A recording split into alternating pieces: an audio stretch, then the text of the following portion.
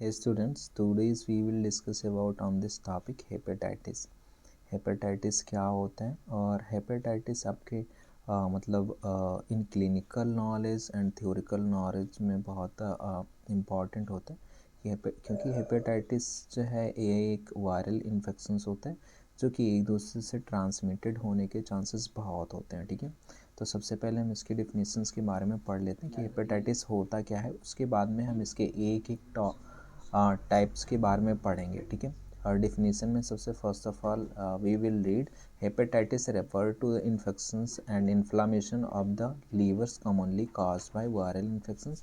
Hepatitis जो होता है ये लीवर का एक इन्फेक्शन एंड इन्फ्लामेशन हो जाता है, that's also called as to the hepatitis, जो कि एक वायरल इन्फेक्शन होता है। ठीक है, तो can also result from autoimmune disease, toxins, alcohol, drugs, or metabolic disorder. The can be acute or chronic, and its severity ranges from mild to life-threatening conditions. The most common type of viral hepatitis are hepatitis A, hepatitis B, hepatitis C, and hepatitis D. ठीक है, तो ये क्या होता है कि ये हमारा ऑटो इम्यून डिसीज़ होता है, जो जैसे कि कोई चीज़ हम यूज़ कर रहे हैं वो हमारे खुद को हार्म करे तो वो जो है मेटाबॉलिक डिजीज मतलब ऑटो इम्यून डिजीज़ में आता है। ठीक है, तो ये जैसे टॉक्सिन्स हो गया, किसी चीज़ का एडिक्टेड होना, अल्कोहल लेना, ड्रग्स एंड मेटाबॉलिक डिसऑर्डर भी इसमें इंक्लूड होते हैं, जिसकी वजह से हेपेटाइटिस कॉज होता है। और इसमें जो इन्फेक्शन होता है वो वायरल इन्फेक्शन होता है। ठीक है, तो द कैन बी एक्यूट और क्रोनिक। ये एक्यूट होता है, मतलब शॉर्ट टाइम के लिए भी हो सकता है और ये लॉन्ग टाइम के लिए भी होता है। ठीक है, it's severity range of mild, और ये हमारा क्या होता है, सीवियरिटी रेंज में माइल्ड रेंज में भी होता है, तथा ये आगे चल के हमारे लाइफ को एक थ्रेटनिंग कंडीशन भी क्रिएट कर देता है, commonly of viral hepatitis A and B और सी। ये जो कॉमनली जो वायरल हेपेटाइटिस ए होता है, बी एंड सी डी होता है, ये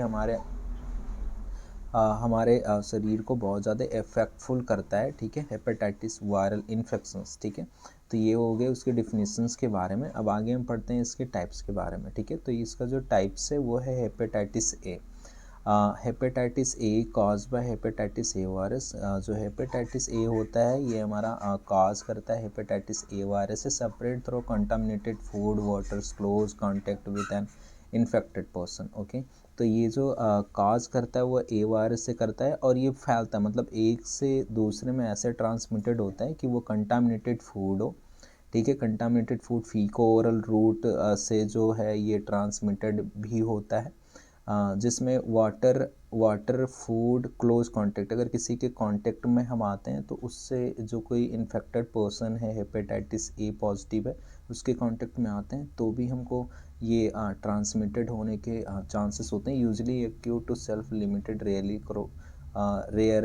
क्रोनिक लीवर डिजीज। तो ये जो होता है acute self limiting and rarely chronic liver disease होता है। ठीक है, तो इसका एक इंक्यूबेशन पीरियड्स होता है। इंक्यूबेशन पीरियड्स हुआ होता है कि मतलब मान लीजिए कि हेपेटाइटिस ए आपको कॉज करता है, उसके बाद में उसके कॉज करने से लेकर के उसके साइन सिम्टम्स शो होने के बीच के जो ड्यूरेशन होते हैं ना, टाइम ड्यूरेशन होते हैं, वो इंक्यूबेशन पीरियड होते हैं। जो इसका इंक्यूबेशन पीरियड होता है वो 10 to 15 डेज़ का होता है। ठीक है, इसमें कुछ साइन सिम्टम भी शो होते हैं, जैसे नौजिया होना, vomiting, anorexia, mild fever, jaundice, generalised weakness, ache and pain. ये सब चीज़ें जो है ये हमारे हेपेटाइटिस ए के कॉज होने पे होती है। ठीक है, तो ये हो गया हमारा हेपेटाइटिस ए।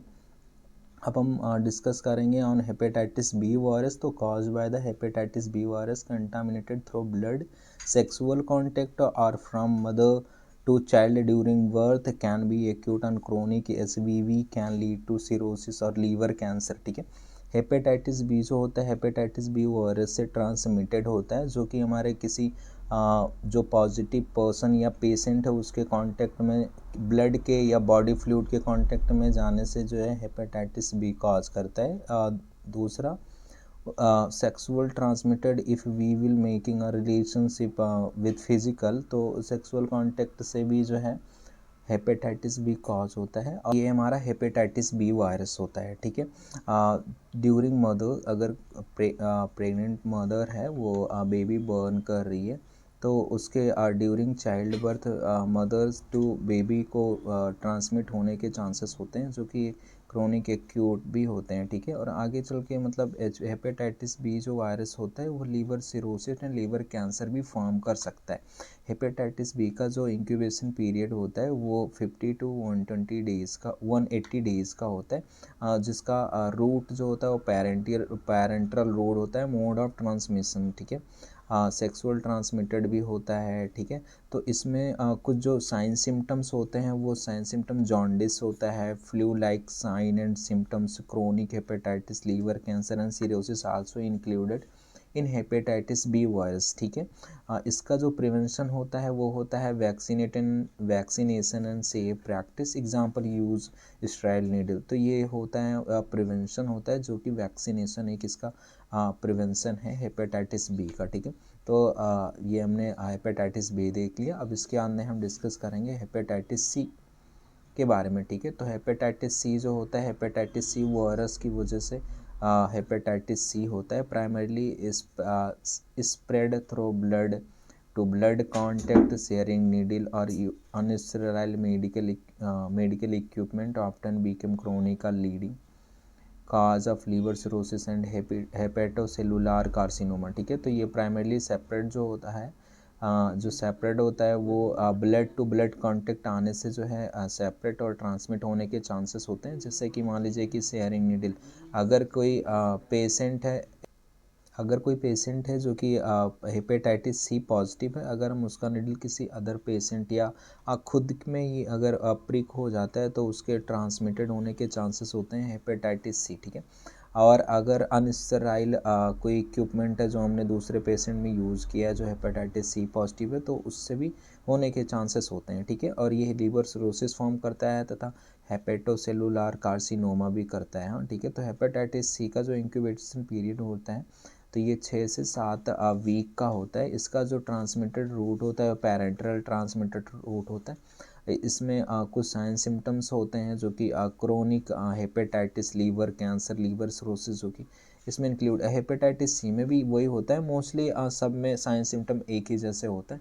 तो इसका जो प्रिवेंशन है वो vaccine on focus harm reduction and screening, इसका एक प्रिवेंशन होता है, ठीक है, जिससे हेपेटाइटिस सी प्रिवेंट कर सकते हैं। Hepatitis D caused by the hepatitis D virus occurs only individual infected with HBV को इन्फेक्शंस और सुपर इन्फेक्शंस, ठीक है। तो हेपेटाइटिस डी जो होता है वो तो बहुत रेयरली होता है, ऐसे पेशेंट नहीं मिलते, हाँ रेयरली होता है। तो ये इंडिविजुअल इन्फेक्टेड होता है, ठीक है। इसमें ज़्यादा ट्रांसमिटेड होने के वो नहीं होते, लेकिन ब्लड टू ब्लड कांटेक्ट में आने से या ऐसे वो ट्रांसमिटेड होने के चांसेस होते हैं, ठीक है।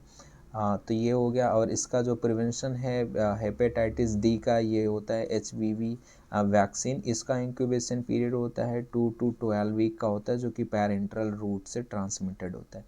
अब ये हो गया हमारा hepatitis D. Next we will discuss and read hepatitis E. Cause hepatitis E are caused by the hepatitis E virus separate through contaminated water. Food is usually acute but can be severe in pregnant women, ठीक है। ये जो होता है severe, जो pregnant women होती हैं उनके लिए बहुत सीवियरिटी के केस होता है कि हेपेटाइटिस सी होने के चांसेस होते हैं, जैसे कि कंटामिनेटेड वाटर, कंटामिनेटेड फूड के यूज़ करने से हेपेटाइटिस ई वायरस होते हैं। इसका इंक्यूबेशन जो पीरियड्स होता है ये 2 to 9 वीक का होता है, ठीक है।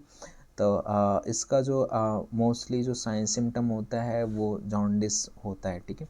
तो हमने पढ़ लिया hepatitis A, hepatitis B and hepatitis C and hepatitis D के बारे में, ठीक है। तो ये टोटल रहा हमारा हेपेटाइटिस जो कि हमने इसमें definitions, incubation period, sign symptoms, transmitted और प्रिवेंशन और टाइप्स के बारे में पढ़ लिया है। तो आज के लिए बस इतना ही। Thank you so much for watching.